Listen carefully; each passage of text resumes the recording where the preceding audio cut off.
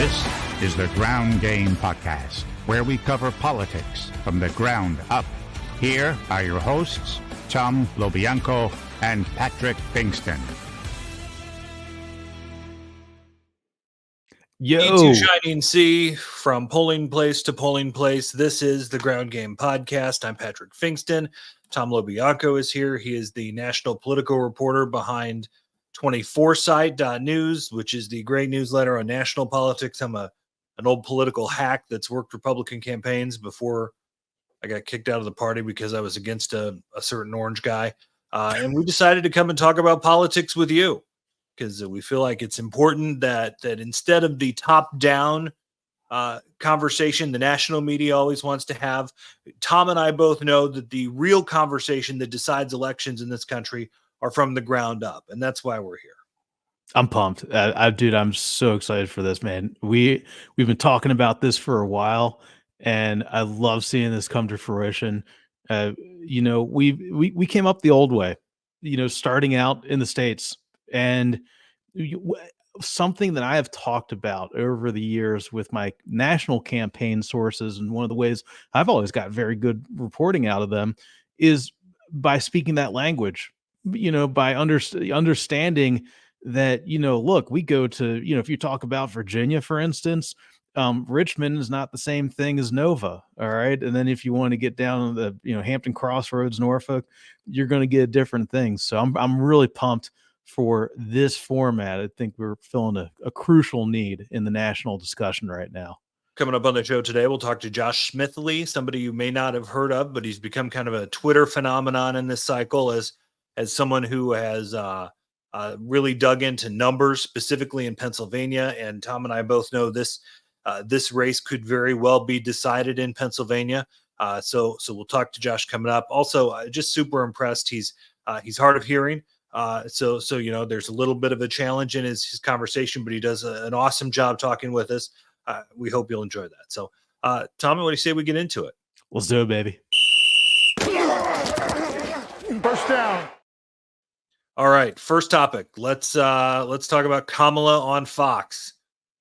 Sat down with Bret Baier on Wednesday in a very combative, feisty, filibustery, almost Trump campaign planted sort of questions from Bret Baier, who I think this interview, Tom, probably falls somewhere in between the right who said it's the end of her campaign as we know it and she's toast, and the left saying, oh, she's so brave and so wonderful and she did such a great job in the lion's den. What'd you think of it?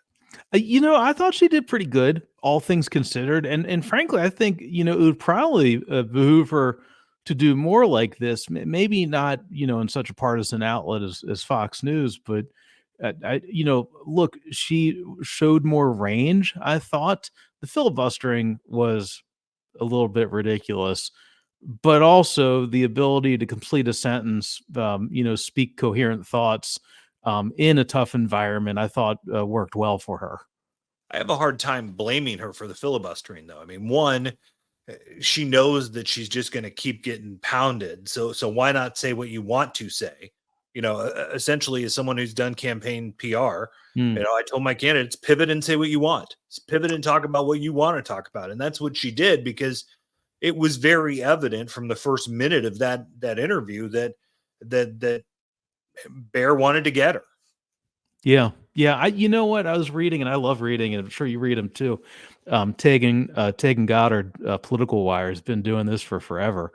And he had a very good read on this about the strategy of trying to get through to the suburban women with this. And you saw afterwards, FNC put out the press release afterwards, 7.1 million viewers, which is pretty good they said it was the biggest number of this cycle. So as this cycle goes, that was a really good showing. And the thing with Fox's demographics, what people always think, well, it's only the Republicans and the old cranks and the Trump supporters that watch it.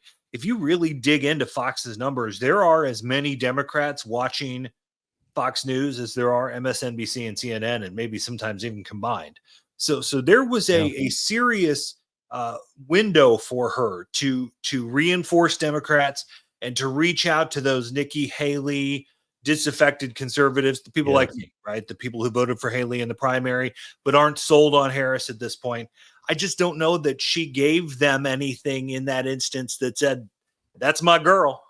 Yeah, and I'll tell you, man, this is a central problem in the closing moments of this race. I mean, look, we're only two and a half weeks out at this point, give or take. Is that it's you have to be more than just not Trump, and she has shown plenty of that, and there's been a lot of energy. But as we've talked about before on your radio show, on the podcast, there has to be an affirmation. There has to be an affirmative case being made. And we're not getting that, right? I mean, No, it's not yet. I've been complaining about this since the first debate. Yeah. That even in that night, she didn't have an answer on immigration. She didn't have an answer on the economy. Yep. She didn't have an answer on the Afghanistan withdrawal. She's now making an issue out of not breaking from Biden, which we've talked about multiple times. She's had plenty of opportunities to do that don't diminish Joe Biden's legacy somehow. So I just don't know what she's doing that really appeals to that. I mean, we're talking a small fragment of voters that are left out there in Wisconsin, Michigan, and Pennsylvania specifically that she's got to capture. And Trump's not doing anything to widen his coalition. No, he's not. So she's got to do something to capture those voters, and they're just not doing it. No, not yet. And I mean, look, voting is underway. So, I mean, that was the time to do it. This is the time to do it. She's running out of time to do it. So, yeah, I agree. She's not that we've seen yet. All right, next. It's second down. Tom, Donald Trump wants to talk about his day of joy. On Univision Wednesday night, he did a town hall sort of. I guess it was technically a town hall. It was a little bit. It was a little bit different than kind of your traditional town hall, though. But there was a disaffected Republican that specifically asked Trump about January 6th, and he continues this blatant, brazen lying. Yeah, calling it a day of joy. What it was so remarkable is the gentleman who asked him the question notes he's a Cuban American from Jersey, I think, originally, and was a Republican, and he opens. I mean, this is it's very warm and compassionate towards Trump, towards the former president, saying, "Sir, I'm a former Republican. I want to vote for you. Please talk to me about what happened on January 6th. I'm opening the door for you, sir," in this key demographic, which could be central to, who deciding in the election. And Trump just, okay, if he understands what happened, he's lying. If he doesn't understand what happened because he was locked in the White House dining room with ketchup dripping down the wall, while the people he instigated were trying to sack the Capitol, then there's a deeper problem there. And I watched it, and it's the facial expressions. It's like, they're like, whoa, man, like, where is your head? Like, how could you see, like, it was like that, like the Bloomberg interview, which was frankly was a disaster, where the editor-in-chief of Bloomberg, John Micklethwaite, he gives the same answer. He says, "Oh, there was a peaceful transfer of power." And Micklethwaite's like, well, yeah, maybe compared to Venezuela, but not for America. Yeah, it was peaceful 2 weeks after your people tried to burn down the Capitol. I mean, nothing says love like hang Mike Pence. Right. It was bonkers. It's just it's disgusting. I know that we are way past the day of thinking Trump is normal, because he's definitely not. We've known that for years now, but we're talking about the things that he says now are so outside the norm and so outside the acceptability of a candidate for president of the United States. He not only does he, talk about the January 6th thing, he continues to to lie about FEMA's response to the hurricanes. He doubled down on the Haitian allegations in Springfield, Ohio, on this. Two Hispanics, two Latinos, who, it's not that much farther from the Dominican. I mean, the Dominican and Haiti touch each other, literally touch each other. Right. Different cultures, of course, but it is beyond bonkers. I don't understand what's going on with him, and God knows we're seeing more of this, and that's almost more concerning. Well, that leads us directly to our next topic. It is third down. You like that? Run, pass, run. I think that's from the New York Jets, but I think it's fun. All right, should we be talking about Donald Trump's health, physical and mental? And rightly so. When Joe Biden dropped out of the race in July, it was all from the initial stir that was caused after he fell on his face, figuratively. Right. Almost literally, but figuratively fell on his face in that first debate. He didn't sound like he was with it. He didn't look like he was with it, staring into the. But but as Donald Trump keeps doing events, and the event in Pennsylvania the other night where he just didn't want to talk anymore, so they stood there and swayed to the music for 35 minutes. I think it is high time that we start talking about whether Donald Trump is okay. Okay, so I got a theory on this, and it's built on the reporting. And I wrote this over at 24 site a couple days ago, that specifically building on the dance party USA, last 39 minutes of the rally, while Kristi Noem, South Dakota governor, looks on and wonders what the hell is going on. Trump's got his hands up to playing our song.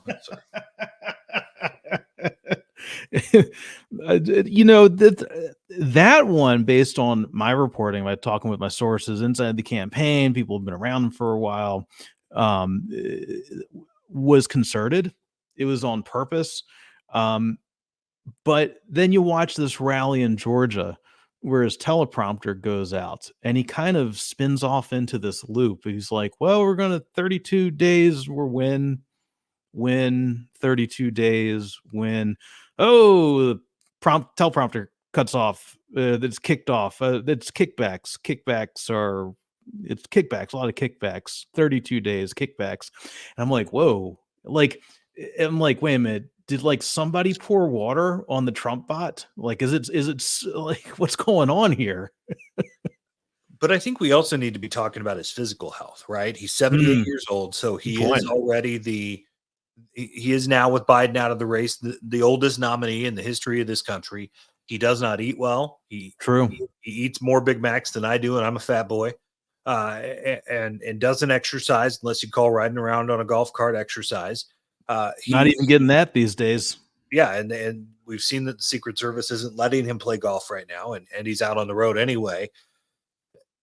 There is a severe, Joe Biden is in great physical health, right? Other than the broken foot from 2020 that kind of makes it look like he's shuffling around, right?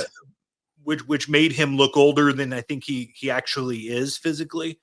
But Joe Biden's in much better health than Donald Trump is, right? And we haven't had this discussion about Trump. Do we believe he's even healthy enough to make it through 4 years as president?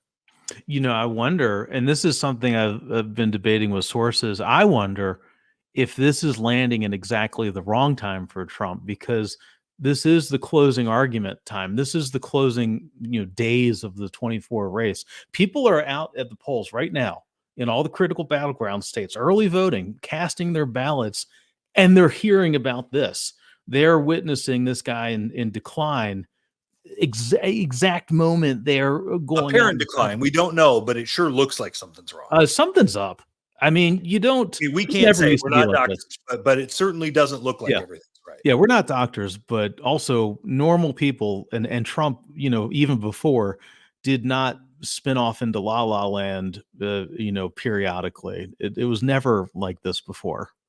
I'm just surprised no one's talking about it. We are. We got are. this. Next. All right. So, Tom, is it time for Democrats to panic? After the debate in September, I would have told you that all Harris has to do is get out there with some policy ideas, do the rounds, fire up her base, keep selling to the moderates and independents. She sounded like a foreign policy hawk in that debate. Yes, she did. Would have appealed to conservatives, or at least disaffected conservatives. It seemed like she was on the path to maybe not crushing Trump, because I just don't think the numbers were ever going to match that. But she certainly seemed on the way to winning. Yeah. Since then, she has completely stagnated. And as I sit here on October 17th, as we record this, I feel like Donald Trump's winning today. I'm going to disagree. And I'll tell you why. I think the fundamentals still favor her. And also, I've been watching, we are in campaign silly season. And a longtime source point out that you've got Kamala Harris showing up on Fox News and Donald Trump going to work the fryer at a McDonald's. Okay, like we are in topsy-turvy. Yeah, stunt season. Right, like this is what did Obama call it? It's like back in the day, like he said everybody's getting all wee-weed up, silly season. Did he say wee-weed? Oh, yeah, man, that was legendary. Although I don't think it was in the middle of the campaign. It was over something else. That was great. I've heard too much Obama in my ears. You're like, do I need to be reminded of this? I have to listen to this guy again. I think the fundamentals are still there for Harris, and a couple of reasons why. Number one, I've been watching my sources, been listening with my sources, and seeing the way that the partisans talk about this stuff. Look, the thing that used to be Twitter is a wholly owned subsidiary of the Trump campaign. And I've actually seen the change on there. I get a lot of people asking me, why are you still on there? I'm like, well, I'm a politics reporter. I have to cover, one of the two major parties as part of my job. And I have seen the change on there. And that's Elon Musk, directing things on there. This rise of pushing this disinformation around these poly markets, these gambling sites, which no real political professional takes these seriously, but trying to drive the message that the race is already over. You don't drive a message that the race is already over if you're winning. You'd push that if you're losing. The thing is, though, Harris has had ample time to and we've talked about this, the guy who lays concrete in Racine, Wisconsin, or the grade school secretary in Pittsburgh who are completely undecided. If you go and you look at the polling, and Josh Smithley, who's going to join us in a little bit, is a little skeptical of polling, and that's fine. I get it. But if you look at the polling, and this is as a campaign guy, I've had to rely on polls over the years. The number one issue is cost of living and the economy. And all Democrats want to do is look at the big picture, the macroeconomics, and say the fundamentals of our economy are strong. But nobody can go to the grocery store and not notice how much more it costs for eggs and milk. Yeah, man. It reminds me. Parents both know that. So it seems as if the Democrats are missing the point, and the Harris campaign is missing the point. There's even no understanding from her, no empathy from her when she's talking about the economy. There's no, I understand that prices are out of control, and I feel you, and we're going to try and make it better. Instead, we get, I grew up a middle-class kid. Yeah, and that doesn't relate. I know it's a politician trick to try to relate, to compare yourself to them, but then she goes into the tax credit for small business owners and the child tax credit, which are perfectly good ideas, but they don't address the number one issue. So then that concrete worker in Racine, Wisconsin, and that school secretary in Pittsburgh, they're reminded by the Trump people in direct mail and on TV of how much better the economy was in 2019 before COVID when Donald Trump was president. And they look at that and they say, hey, it can't be any worse than it is right now. So let's go back to Trump. That's what scares the hell out of me here. Boy, I'll tell you, man, you know what? They, there's elements and there's, flashes of the Hillary Clinton campaign in that, I remember one of the things that Trump did so well in 2016 was grabbing the zeitgeist, the anger, and again, Democrats back then, were very new to this dealing with Trump and were like, well, this guy's crazy. No one will ever vote for him. And Clinton would say, I understand your pain. And Trump would go up there and say, I am your rage.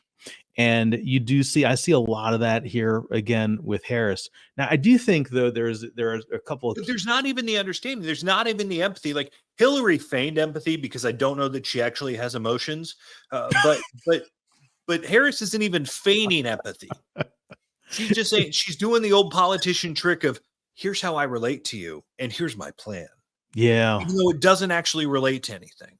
Well, I'm of a couple minds on this. And it reflects, the universe of sourcing that I hear from on this. One is it's different than 2016 because Trump is a known quantity at this point. And the fundamentals, there was so much of a novelty vote around Trump in 2016, and which you saw recede in 2020. Now, the flip side of that is that there's the amnesia around him, kind of the cultural national amnesia around him. And man, she comes across as too processed, somebody who's lived too much in the bubble. Trump, for all his lunacy, he speaks that rage. I don't know. I don't know, but I still think the fundamentals here favor the Democrats. I mean, the good polling, not the crap polling, the stuff that's like, people drop in from out of state, but like the good polls in the states show her, up by a point or two in most of these battleground states. All right, let's get to our data nerd, in-house data nerd, Josh Smithley. It's time to go in the huddle. Hey guys, we got Josh Smithley here. Josh Smithley, you can find him on the website formerly known as Twitter. It's x.com. It's always Twitter to me. Never. At Blocked Freak. That's BLOCKED FREQ, like blocked frequently, which maybe he is. Maybe Josh gets blocked frequently by people who don't want to hear good information. Josh Smithley, you are a data expert, and I stumbled on you looking for good intelligence about Pennsylvania and especially the vote by mail returns. And you, like, your data, the numbers you're bringing to us are great. So let's start with, how did you get into this? Because you're a normie, you're a civilian, you're not like in the middle of this political world, but your intel is incredible. Well, that's a fantastic question, and it all started back in 2022. The midterm were happening at the time, and I was starting to become very invested in the political world, Pennsylvania in particular. And we had a Senate race going on at the time with John Feiman, who's now our senator, and from New Jersey or wherever he may be living now. And initially at the time, there was the concept of, a red wave coming, Democrats were going to lose that Senate race, they were going to be top down ballot. But by accident, I stumbled across the mail-in ballot file that the Pennsylvania Secretary of State had been posting every day. And I have been looking at more of the quality polls. I've been looking at fundraising just for fun as a hobby. And the more I looked at these things, the more I was like, something doesn't feel quite right here, because we were starting to get at the time a lot of right-wing polls like Trafalgar, Patriot polling, Rasmussen, and all that stuff. and what was being shown in the lower grade polling as opposed to the higher grade and the mail-in ballot numbers and what have you. I was like, okay, I've got to say something because, again, something's not right. And that's how it really started taking off. So Josh, obviously the vote by mail situation is apples to oranges from 2020. There's no pandemic happening, but obviously they play really telling information as to where the vote is coming from. Still with 2+ weeks to go, what's the situation with vote by mail in Pennsylvania right now? Mentioned before, Pennsylvania vote by mail tend to be a little more complicated than most other Rust Belt states with the rules and regulations and what have you. However, it does follow a very stringent pattern. 2020 isn't really an apt comparison because of COVID. BBM was way up, and we're never going to see people voting by mail in that high of a ratio until either the legislature modified Act 77, the vote by mail process becomes a lot more user friendly or what have you. But after we got through 2020 and things started to settle down, the pattern typically, with some variation, had been about a quarter of the Pennsylvania electorate votes by mail and about 75% vote on election day. That was true in 2022, it was true in 2023, and so far it's looking like it's going to be true in 2024 as well. Because the polling we do have, a variety of different polls, they've asked the question, and the split tend to come down to 75-25 as well. And if you extrapolate that off the current vote by mail total we have, you're looking at turnout to be, it's probably going to change, but roughly between 6.4 to 6.5 million voters, which is more than 2016, by a little less than 2020, which is again in line with where almost everywhere else is stagnant. So off of that, you can then break things down that way.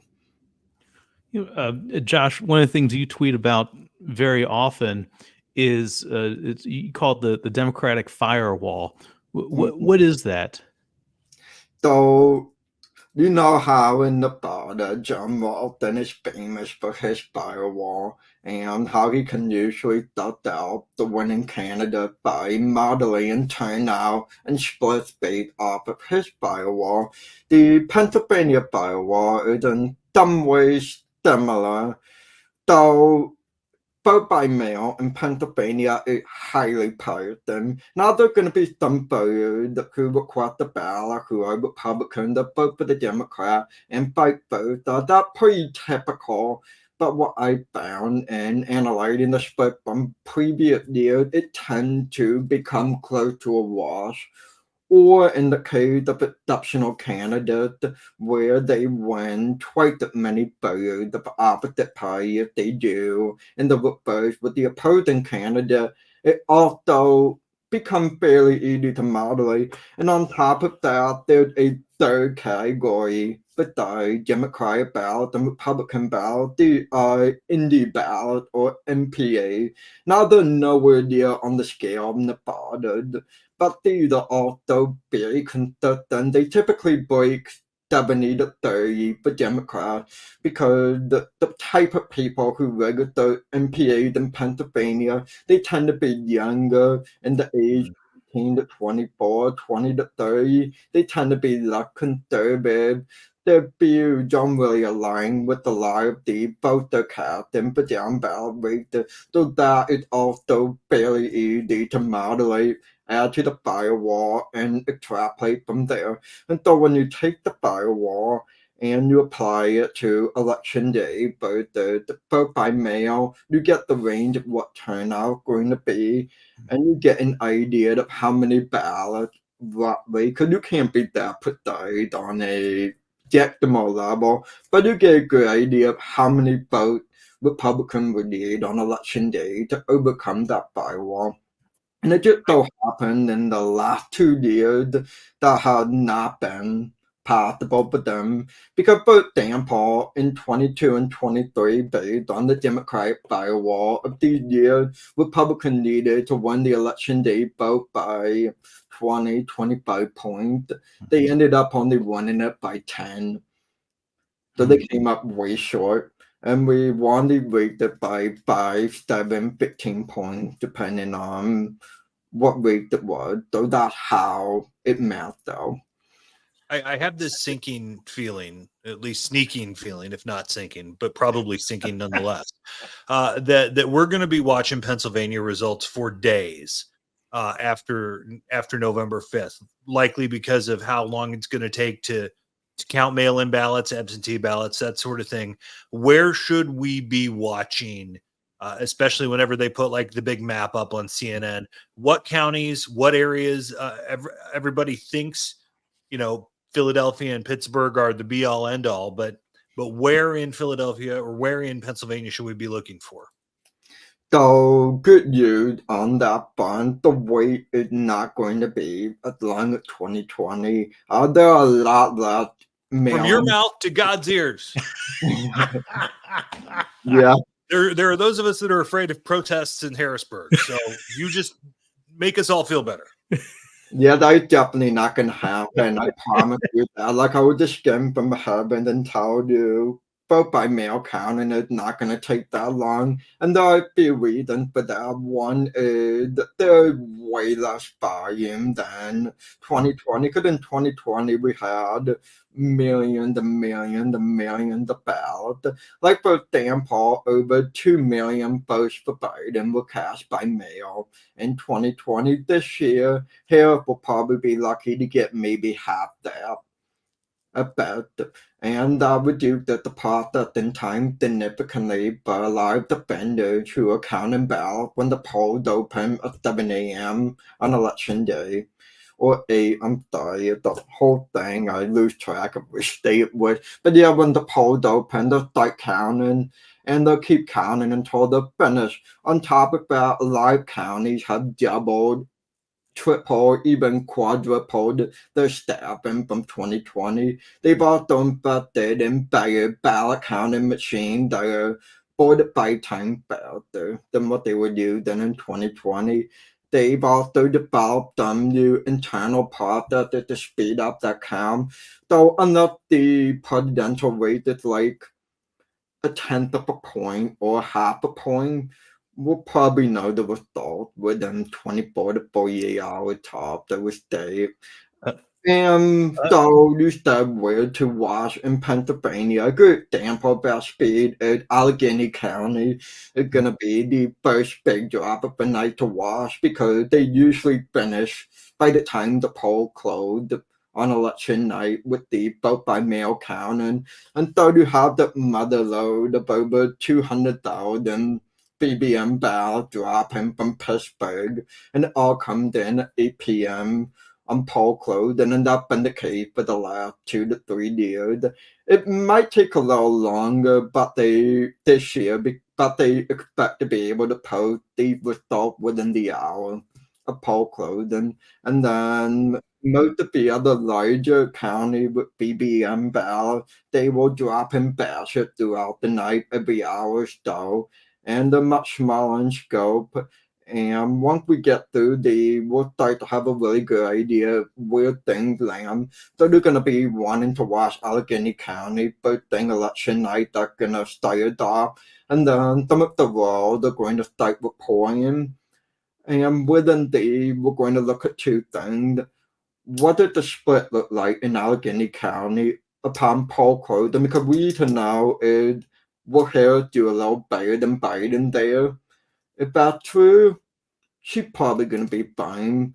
If she's not, we might have a problem. And it really depends on how different counties split. Because she can afford to do a little worse than Biden in Allegheny County if she makes it up elsewhere. But that puts her down for a lot longer night. On the other hand, she does about the same as Biden. She's still probably going to be okay, but it'll be a tighter rate. And that goes with the same for the rural county. They're going to follow Allegheny because really early on, we're going to find out from the surrounding one, whether she's able to hold up okay with rural white or white working class both.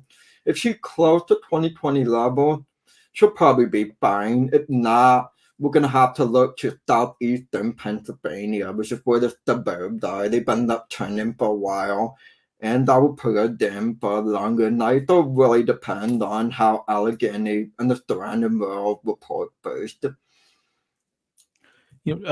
Josh, one of the things that there was this big debate back, way back when, in the yesteryears of June and July after the first presidential debate, when there was a lot of debate among Democrats in particular on, what happens if you swap out Biden. Obviously, he looks weak, but one of his key strengths was Scranton Joe had a lot of support in Pennsylvania, particularly among older white working class voters, union members. Have you seen that change at all with Harris? I mean, was that a valid concern, or not really?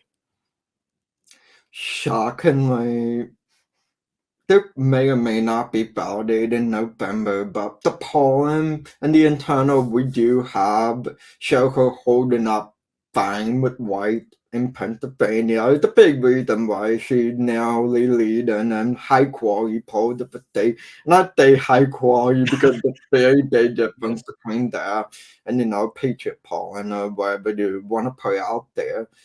And to that point, that may come at the surprise to you. And I was signaling that back in June, but knowing what I know now and reviewing the play-by-play, I honestly think had Biden stayed in the way, he would have been screwed. Like, I'm pretty sure he would have lost just based on the margin that are coming in Fayette County and the type of issue he had to fix with her coalition. Because had Biden stayed in, there would have been 6 or 7 different problems when it came to turnout, minority split, could he hold the bourbon ship, could he hold in the world? Like, there was a bunch of concerning things. But then when Harris jumped in, then tended to stabilize. She's now focused in on just a few problems instead of like 10. So what she wants to do, mentioned earlier, is to really keep that rural white support up to 42, 43%, something like that. And she wants to hold on to moderate Republicans. These are the two things she's focusing on. And that's it's a lot easier to win an election when you're focusing on just 2 or 3 problems as opposed to 10. Josh, a lot's been made about the Trump campaign's efforts, at least to peel away some African American voters, specifically young African American men and Latinos, away from Harris. Do the numbers back those efforts up at all? Fortunately, again, more polling. Last week we had a really good Muhlenberg poll of the Pennsylvania 7th Congressional District. I bring it up because that district is very similar to how Pennsylvania voted as a whole because of its demographic, but even more critically, about a fifth of the vote in that, while a fifth of the population in that district are Latinos. And for her to be up by 3 points in the Pennsylvania 7th or 50-47 of the Muhlenberg poll said, the headquarters there, by the way, in Allentown.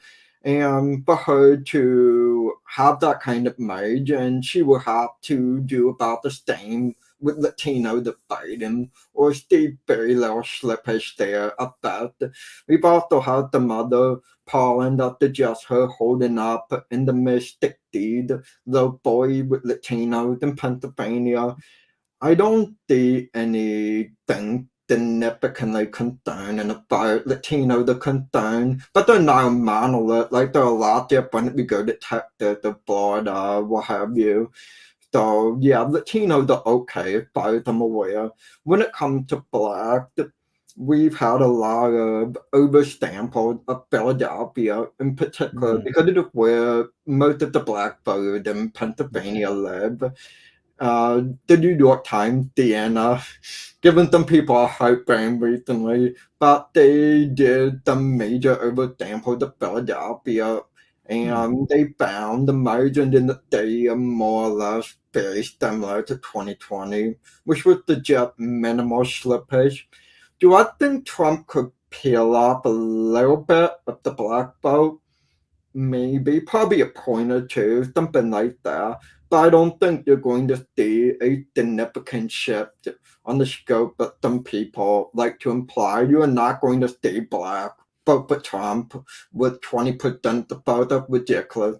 Probably not even 15. On a good night, maybe, but it's more likelier than not he's going to end up between that 11 to 13% range of the black vote. Okay, Josh, I have a very important cultural question. This comes in from reader Alice Radley on Twitter, and she's from Good Twitter. She's been around for a while. She's a long time reader. First time tweeter question. She asked, and I've wondered this myself as I pump my chest, my arteries for cholesterol. Why are there French fries on everything? Why is Pennsylvania haute cuisine filled with fries? What is the purpose of this? So there's a lot of stories about why that's the case. It's a big cultural thing. But the one story in particular that probably showed some insight on that. And have you ever heard of Pamanti Yes. in Pittsburgh? Heck Yeah, yeah. Pamanti, so way back then, he would make sandwiches and what have you for the truckers and the white working class workers that would come in, and they would often be occupied to have their hands full. He had a potato shipment in at one point, and he wasn't really one, but died, especially with the type of customers he had. So what he did was he got one of his sandwiches, he boiled the potato, he stuffed the fried in there, gave it to the truckers, the blue collar workers, and they loved it because it was really easy for them to work, be driving or wherever, and eat a whole meal with one hand with the French fries stuffed inside of a sandwich. And as far as like wildfire, he started making modifications to that sandwich with a like egg concoction to keep the fries sticky. And then it just started spreading and now fries are on everywhere, which is ironic because I do enjoy French fries on pretty much everything. So All right, Josh Smithley is turned into one of the best data nerds on Twitter. Find him over there at blocked FREQ. It's infrequently where you can get his stuff and learn more about what's going on in the ground in some of our hottest contested races around the country. Josh, thanks so much for the time. thanks for having me. It's time for the second half. All right, so our Q&A in the second half of our show here, we've sourced from friends and followers, and Tom put out a call on the Twitter machine and all that. And the first question is simply for you, Tom, because you literally wrote the book on Mike Pence behind your head, I think. Here it is, Piety and Power. There it is. There's Mike Pence. What's he going to do? Oh, boy. That depends a lot on the election outcome. Look, if Trump's back in, I think he sticks to teaching college courses and giving speeches around the country. He makes pretty good money doing that. And but if Trump loses, you've seen some tacking by his political team. I mean, he still has the same campaign team that ran in this primary. It did not work very well for him, but there is like that 0.1% chance that like the Republican Party normalizes after Trump if Trump gets trounced. So a lot depends on the outcome here. Be honest. From I'm sure he hasn't talked to you directly about this because he wouldn't, and I don't think he's got the guts to say it out loud, though he should. Just how pissed off is he at how this all turned out? That there were literally people who wanted to hang him, who had a gallows at the Capitol, and now the party that he worked his entire life for has abandoned him and its principles, all for this guy who thinks Mike Pence didn't have courage because he followed the Constitution. This just, for all of the qualms and Tom and I both lived in Indiana at the same time while Pence was governor, and I had plenty of criticism of Mike Pence as my governor, but he just has to be livid. Yeah. At how things are working out. You know what? Okay, so I wrote this open letter to Mike Pence asking him to talk about January 6th. I've been doing this open source research on his interactions with Trump on January 6th over at 24 Site News. I'm going to pull up the book because the book answers this. Mike Pence is one of these Russell Kirk people. Like, you got to read 1,000 words to get like 10 pieces of information.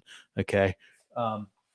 Here, for those of you not watching video, he's off microphone grabbing his book stand. And there's his book stand. All right, here's my book stand. I pulled off my my Rick and Morty cookbook upstairs and took that out, and I put in Mike Pence's autobiography. And I will just tell you that like the last 3 chapters of this thing are a big, gigantic Midwest fuck you to Donald Trump. It is a bless your heart, you are a weak man. And when I read that, I'm like, whoa, man. That's like, to slap your knees and say, well, long day tomorrow. Right? Like, dude, it's actually like, it is very clever the way that he does this. And, Trump himself, has trouble talking about this. And it's really interesting. He got a question about this on the January 6th thing, I think, of the Bloomberg with the John Micklethwait, the Chicago Economic Club. And it is so bizarre the way that he's like, oh, Mike Pence just didn't want to do the right thing. And I disagree. I'm like, this is really weird, the way that Trump responds to it. Because he expected fealty from Pence. That's all he ever wanted. That's all he ever expected. Yeah. All right. Next one. Is a Republican Senate a done deal? Yes. Yes. Is there anywhere there's still Democrat hope from keeping it? I mean, obviously West Virginia is lost. Yeah. Certainly it looks like Montana is lost. So if that were to happen, the Democrats need Colin Allred to win. They need Sherrod Brown to hang on. Both of those happening, much less one of those happening, seems like a tall task. Yeah, no. I mean, well I'll tell you that Colin Allred with that just kicking the nuts of Cruz. Oh, it was just an epic takedown. Whew. I was defending my friends, and you were hiding in a linen closet. It's like oh, astounding. He is the. You remember when Pence ran for governor back in 2012, and he was like the first governor in recent memory to not get 50% and still win. That's how Ted Cruz feels. Like, he feels like the 49.5% winner. I was working in a congressional race where my guy won with under 50% of the vote. So you can see why I have such white hair at this point, because of that race specifically 12 years ago. But it's certainly, I mean, what was the line? Do you remember the guy that beat Norm? Al Franken wrote a book about politics and lying liars and the liars who tell them. But he wrote a later one about about his time in the Senate, and he talked about how he liked Ted Cruz more than most people in the Senate like Ted Cruz, and he really hates Ted Cruz. So everybody hates Ted Cruz, but the question is, can a Democrat actually beat him? And if this were an off year, I would think maybe. Yeah. But boy, you have a lot of red voters, in Texas. All right. House-wise, if Republicans keep the House, will Mike Johnson stay Speaker? I'm going to say yes. I have been impressed by his tacking and his ability to navigate the channels of Trump world. I mean, look, he got Donald Trump to talk about, hey, we should give more money to Ukraine on a loan basis, which is like remarkable. He got Trump to pat Marjorie Taylor Greene on the head and say, go home now. And I've been astounded at his ability to work behind the scenes. And I don't know. I mean, Jim Jordan, maybe, but I don't know who would take him on. I feel like if Republicans manage to win the House, which is, I think, still a big ask, especially considering you've got California, you've got New York. Nothing's going to change in Illinois because it's already so gerrymandered. But you've got some gains for Democrats, specifically in New York. So it's going to be tough for Republicans to keep it. And even if they do, it may be even smaller than the 8 votes that they have now. I think Johnson rallies them for the vote for speaker initially, but all it takes is one thing, whether it's Ukraine, whether it's Farm Bill, whether it's a CR, whether it's passing an appropriations bill that doesn't cut $75 gazillion, whether it's the first deal he makes with a President Harris, whatever it might be, that might just be enough for the Freedom Caucus Club to want his head on a stick. Man, the margins are so thin. He almost forgot about the insanity of 1 year ago when we did not have a speaker. We did not have a speaker of the House for weeks. It was bonkers.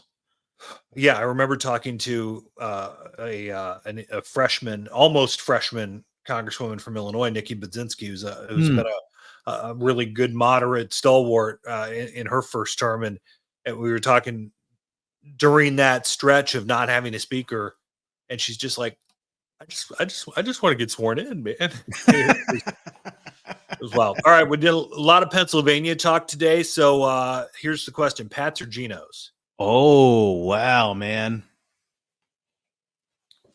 Geno's. Al's number 1 Italian beef. Chicago for life. For life. Keep you Philly. Keep you Philly. All right, that's going to wrap us up. Follow us on Twitter at ground_game_pod. Follow Tom. Follow me on the Twitter machine. Send us your questions for our next show. We are working on we're working overtime up until Election Day. We'll keep you updated as we get down the road. Any final thoughts, Tom? Yeah, guys, check us out. We might be working through Election Day depending upon how things pan out. There's a lot on the line. Don't scare me. Yeah, I know. All right, we'll be back next time on The Ground Game.